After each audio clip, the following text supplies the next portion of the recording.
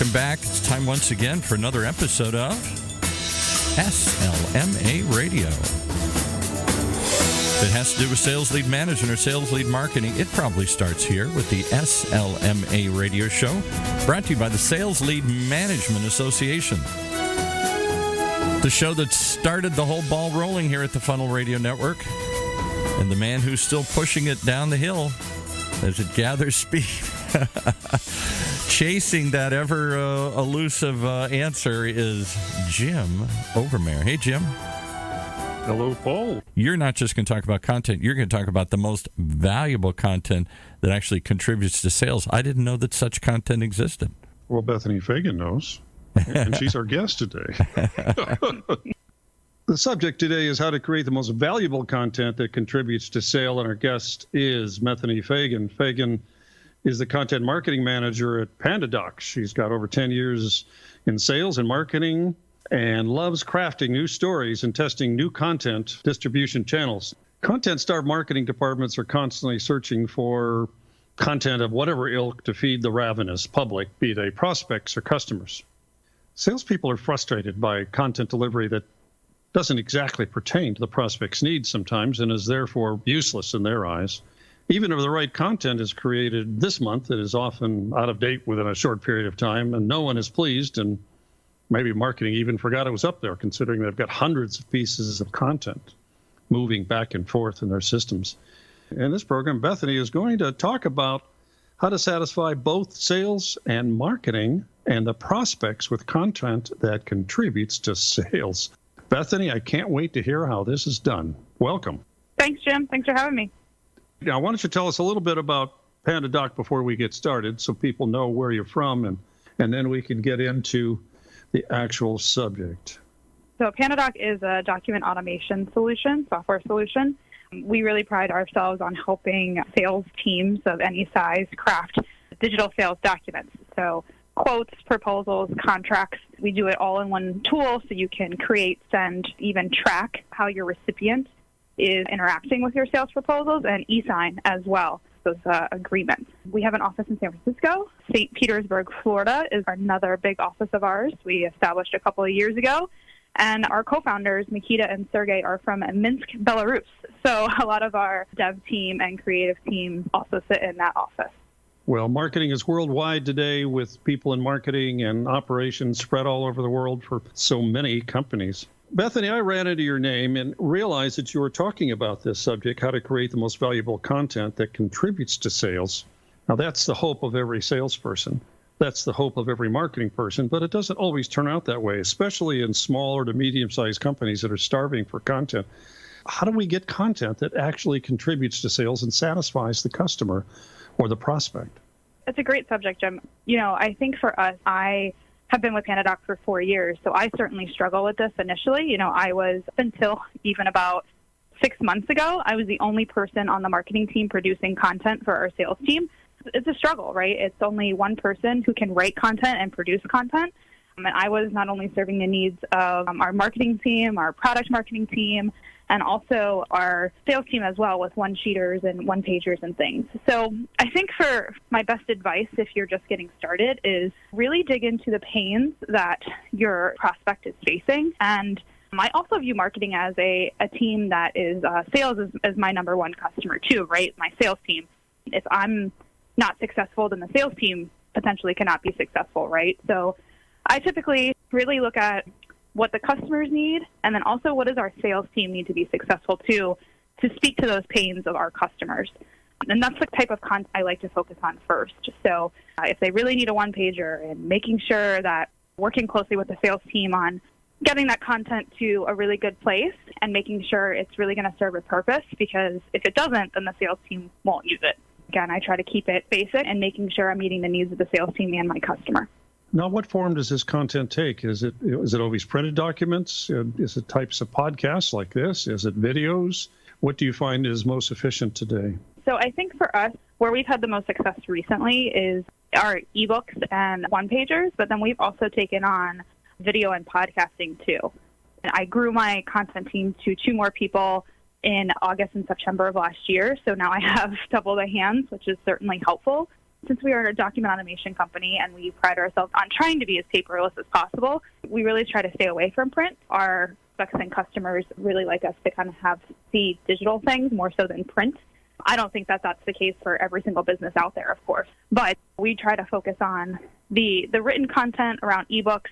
We've also seen really good success with webinars, and how we kind of facilitate these activities, mainly ebooks, webinars, are with partners of ours. So I think no matter what business you're in or no matter what industry you're in, there's always somebody who you network with, you work with, maybe they have a similar audience to yours, and you can piggyback off of their audience and your audience to kind of capture the attention of your prospects and customers. So we typically will team up with, let's say, an integration partner, or maybe there is another sales tool on the market, and we kind of share that similar audience and we can talk about a similar subject. So we team up together, create the content, and then decide what kind of medium best serves us for that piece of content. And typically we end up doing a webinar and a white paper. So then the webinar is the live content and give people a live video, a live stream, and then the ebook is the takeaway post-webinar, so then they have a tangible digital document that they can reference later. Well, PandaDoc's a pretty good-sized company, and so now you have 3 people working in content development. When I think about this, I think about the small to medium-sized companies. What are the biggest mistakes that you think these companies are making when it comes to developing their content? So when we got started, I had to rely on freelancers, right? And it kind of took me a couple of strikes, unfortunately, with a few different freelancers in order to find a couple that I really liked and that I could rely on to use our content. So I think a lot of people want to move fast, but I do think that content does take a little bit of time. And so I would say that people don't have enough patience, I think, right off the bat. They might find a freelancer here, a freelancer there, and think the content is good and it's good enough, and so they just rush it out the door, when actually I would suggest people taking a beat, really finding the right subject matter experts who can really speak to your audience and really working with them to craft those 1 or 2 good pieces instead of 10 mediocre ones. You said the special words there, good enough. What do the salespeople have to say about the content that PandaDoc creates? Have you gone to them to survey their needs, gone on sales calls with them, talk to the sales manager, which may or may not be giving you the information you need, versus going to the salespeople?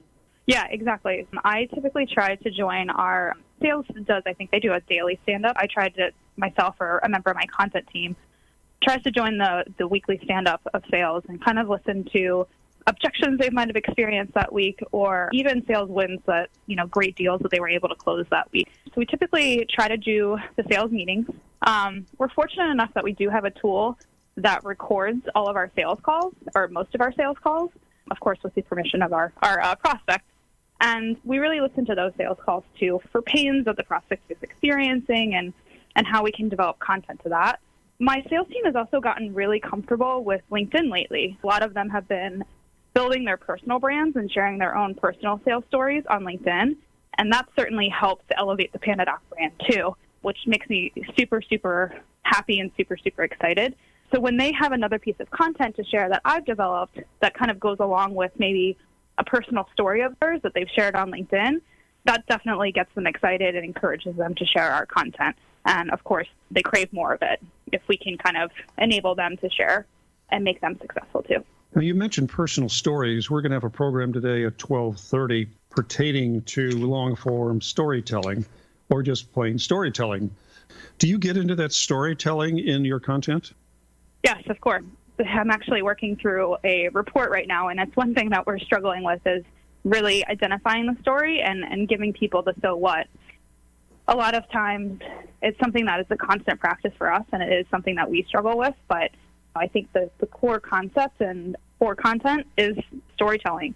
If you're not giving somebody a so what or being real with them on a certain subject, then I feel like the content's going to fall flat. So anything that you can do to build up the who, what, where, when, why, or give them a reason to read it is going to make it more powerful. Very nice. We've been speaking with Bethany Fagan. She's the content marketing manager at PandaDoc. We've been tackling the subject, how to create the most valuable content that contributes to sales. She gave us some of the mistakes that people make, sometimes relying on freelancers, sometimes not talking to their salespeople, sometimes settling with good enough. And she went over some of the positive things that you can do to address the pains of the prospect and to be successful. And she talks about ebooks and video, etc.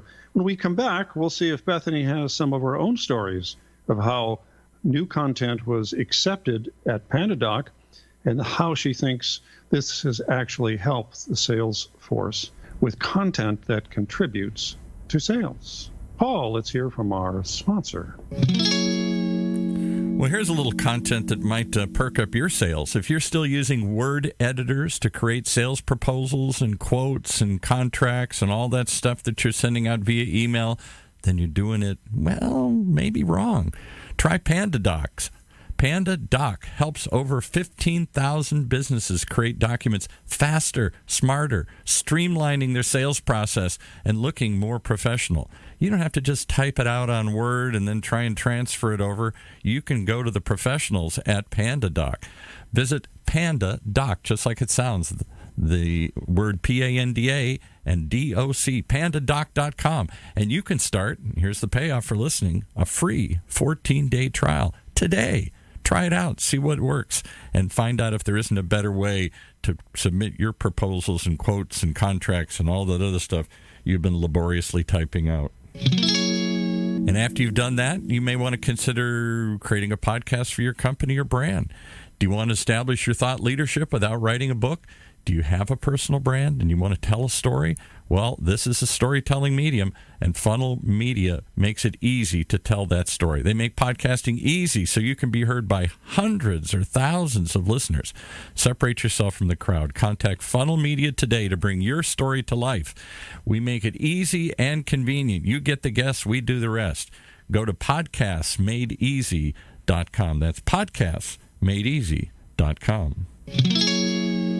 Okay, you guys are making it awful easy to create good content, good proposals, and good stuff here.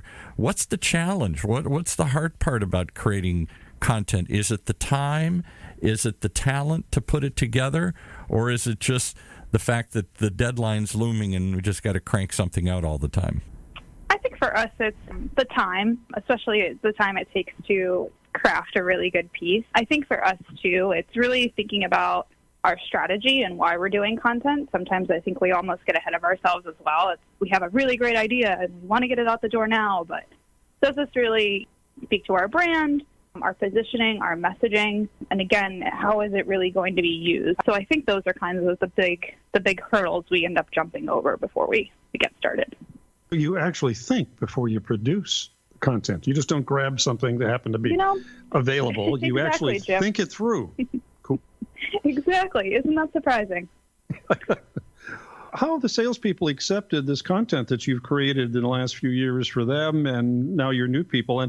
And by the way, the Content Marketing Association talks about hiring journalists to do a lot of this. And tell me about that. How has sales accepted all this? And then where are you getting these good people to help you create content? For us, it's taken us a long time to get there. You know, we were lucky enough to produce an ebook back in October of last year with HubSpot. And of course, since we were able to get a big partner to work and collaborate with us on a piece of content, that really got the sales team amped up, right?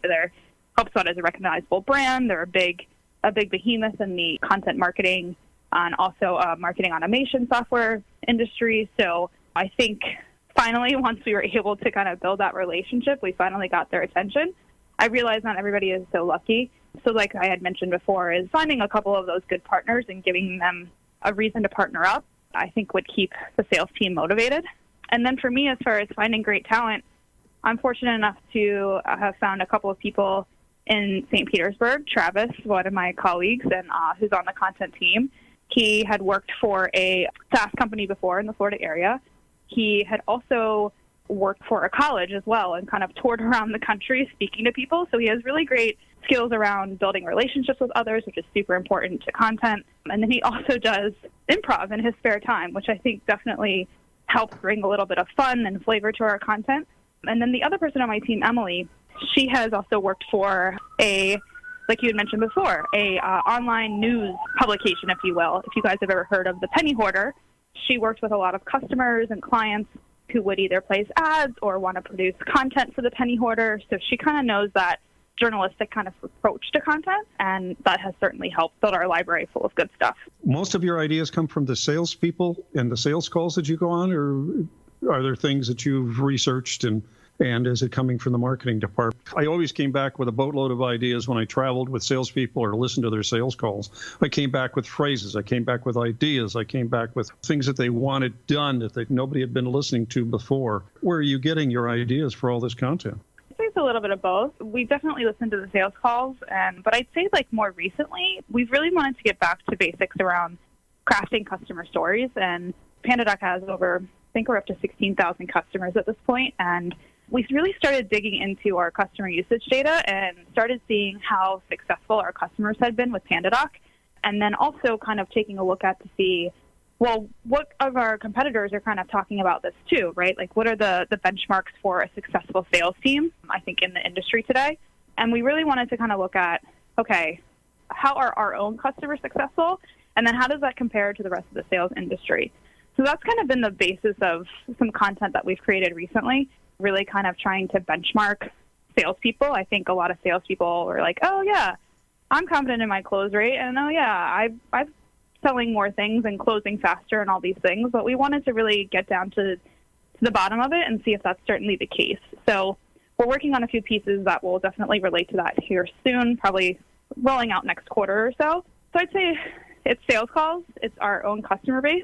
And then I also just kind of peruse LinkedIn and see what are some trending topics that some other sales thought leaders are posting about, and how can PandaDoc contribute to that conversation? Is it own processes we've adopted within our org, or other subject matter experts within that are PandaDoc employees that can speak to this? But that's also where we kind of get a source of ideas from.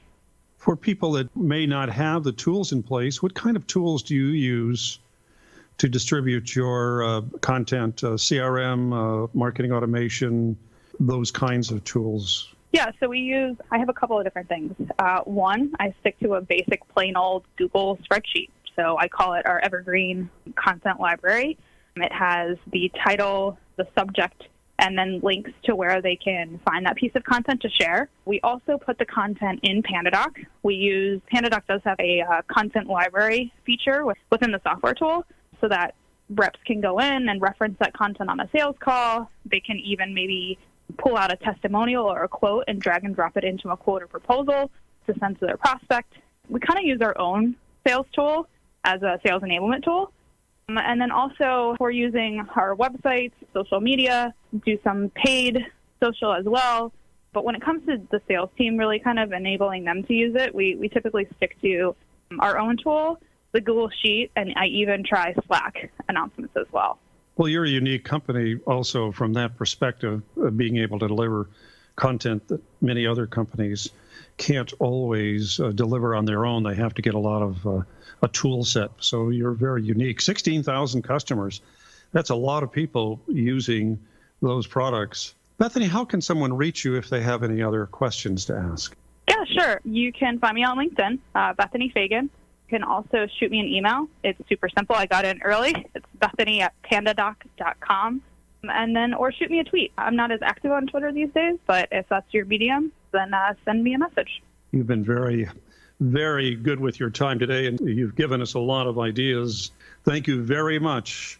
We've been speaking with Bethany Fagan, Content Marketing Manager at PandaDoc. Awesome. Thanks for your time, Jim. This was a great convo. Great. Paul, over to you. And we're starting CRM Radio with a really, really interesting show today with Stacy Gentili. This is going to be a mind-blowing show, so put on your seatbelts, folks.